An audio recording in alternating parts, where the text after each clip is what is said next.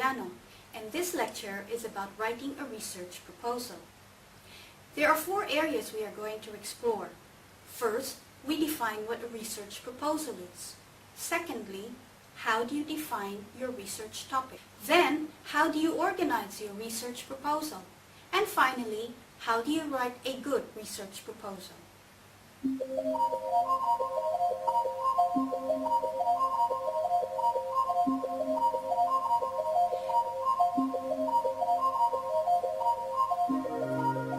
What is a research proposal?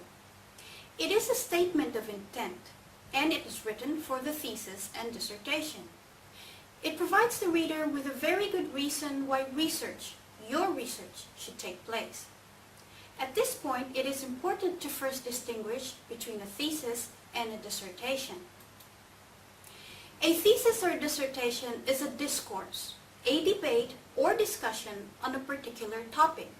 More specifically, a thesis is a body of work that is written to fulfill the requirements of a master's degree, while the dissertation is written for the doctoral degree. Both the thesis and dissertation contain a question that needs an answer. But the main difference between the two is that a dissertation should make a significant, original contribution to the body of knowledge. In contrast, the master's thesis answers a research problem or question based on previous research or literature. Now, how do you choose your topic and supervisor? It is important that you choose a topic you are passionate about. Research on something you find interesting, for it will be a topic you will be working with for a significant period of time. As for the choice of supervisor, select someone for their expertise and ability to relate to you. Of course, you may not be lucky enough to get a perfect match, but the postgraduate guidebook can help you know the responsibilities expected of the student and supervisor.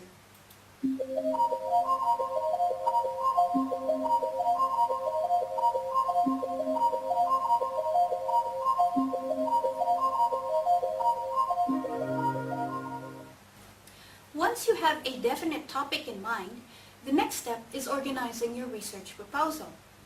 The basic sections in a research proposal are the following: title of study, introduction, significance of research, the literature review, methodology, which includes the research design and data analysis, expected results, ethical statements, time frame or plan, and budget. And finally, your primary references. Let's look at the title of your study. Your title must give the reader a sense of what you are examining. In other words, it must clearly indicate your topic and encapsulate what you are doing. However, do not make it too general or too long. It should be no more than 15 words and should be catchy and attention-grabbing. The introduction introduces the reader to the topic in question and usually begins with a brief historical overview of the topic. The introduction outlines the general field of interest and shows how your chosen topic fits within it. This section should indicate why you are interested in the study. The significance of research discusses your main aim and the significance of your study. There are 2 elements you should present at this point. First is the purpose. What is the purpose or overall aim of your research? This should be clearly stated. If there are hypotheses, they should also be stated. You should indicate what objectives you expect to achieve through your study and what specific research questions will be addressed. The second element is the significance of your research. You should be able to show the reader why your research is important and what contribution will your study make to the field of knowledge. Furthermore, it is important to show what are the wider implications or uses of your study to the general body of knowledge. A very important section in the research proposal is the literature review. In most instances, this is written as a separate chapter. The literature review should discuss the relationship of your proposed research to other local and international researches in the field. The literature review serves four main functions. First, it focuses on what has been done before. In other words, you are discussing what major research studies have previously been done, and then highlighting how your study will fill the current knowledge gap. Then, it outlines the instruments you will use in your study and justifies why such instruments are used over others. Thirdly, it is essential that the literature review points out why it is necessary to conduct your research. And finally, it sets the boundaries for your studies. These are also known as delimitations. The section on methodology and research design discusses in detail how you will collect the data and conduct the research. That is, the method you will use. You should also discuss what instruments or tools will you use to gather data. Whether interviews, surveys, content analysis, case studies, or meta-analysis were used, all these must be clearly detailed in this section. This may include quantitative, qualitative, or action research you plan to undertake. Remember that the choice of method should correlate with your research question or questions. In other words, if the bulk of your research involves interviews and surveys, the research method you use may be of a qualitative and quantitative nature.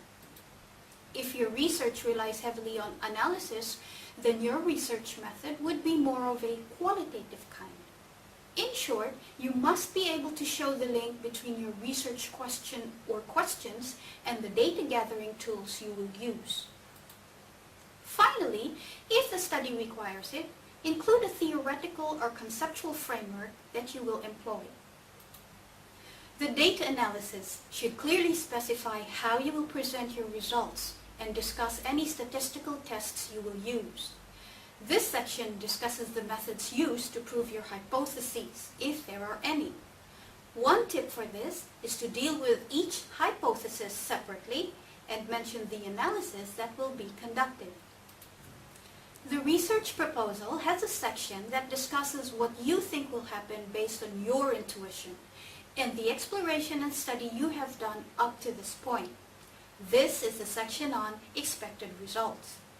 To some extent, you should already have some idea of expected outcomes based on the research conducted in the past. This section answers the questions, what are the possible outcomes of your work?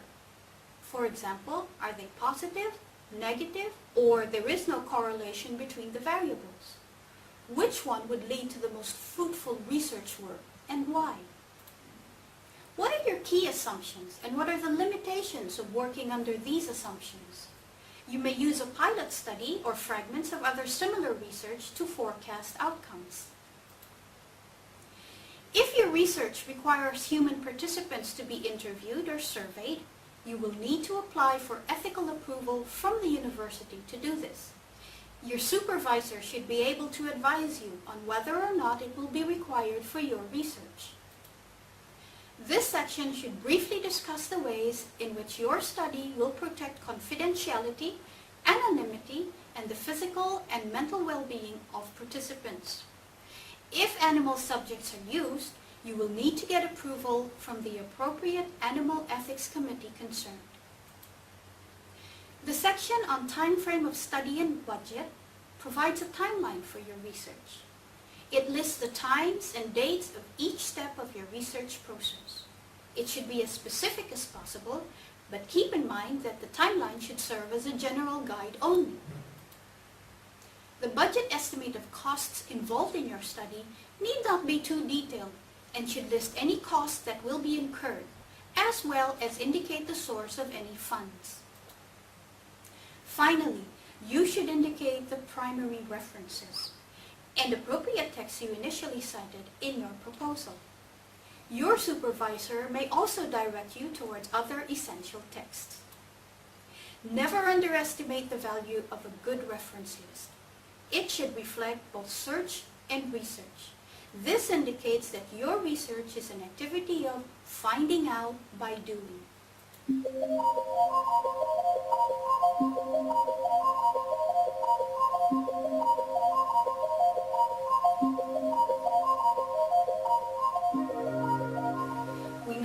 turn to writing the research proposal.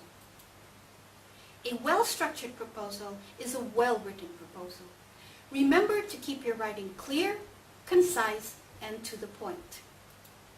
At every step of your writing, consider the most basic unit, which is the paragraph. Organize your paragraph by following the TEE formula. T, have a topic, sentence, and controlling idea. E, explain, elaborate, or define that idea. And the second E, provide evidence, examples, or illustrations. Avoid long paragraphs of 250 plus words. Remember another writing formula: one main idea to one paragraph. Furthermore, keep your sentences simple. One idea for every sentence. Let's look at this example. Research proposals, which are expressions of intent that the research should indeed take place, are not only structured, with about 10 elements contained therein. They are convincing as well as concise, rather than obscuring ideas amongst a plethora of excessive words and verbosity. Did you have difficulty understanding the sentence? How about rewriting it this way? Research proposals are expressions of intent that the research should take place. They are not only structured with about 10 sub-elements, they are convincing and concise. They should not obscure ideas with excessive words and verbosity. Finally, we come to saving your work. There are only two things to remember: save frequently and print multiple copies, and save multiple copies. The proposal is more than a plan. It provides the supervisor and subsequently the staff with the information on which they can approve and/or suggest modifications to the research project. A highly explicit proposal, provided the research is properly conducted and clearly documented, ensures a higher possibility of the final thesis being accepted. In a good thesis, the following elements can be traced back to the proposal: a distinct contribution to knowledge, evidence of the discovery of new knowledge or the exercise of independent judgment, literary presentation, original work of merit worthy of publication, evidence of competence in independent research, understanding of concepts, issues, techniques, and methodology, and finally, critical use of published work and source materials. So what have we covered? We have looked at what a research proposal is. We have looked at how to define your topic, how to organize a research proposal, and finally, writing a research proposal. Good luck with writing your research proposal.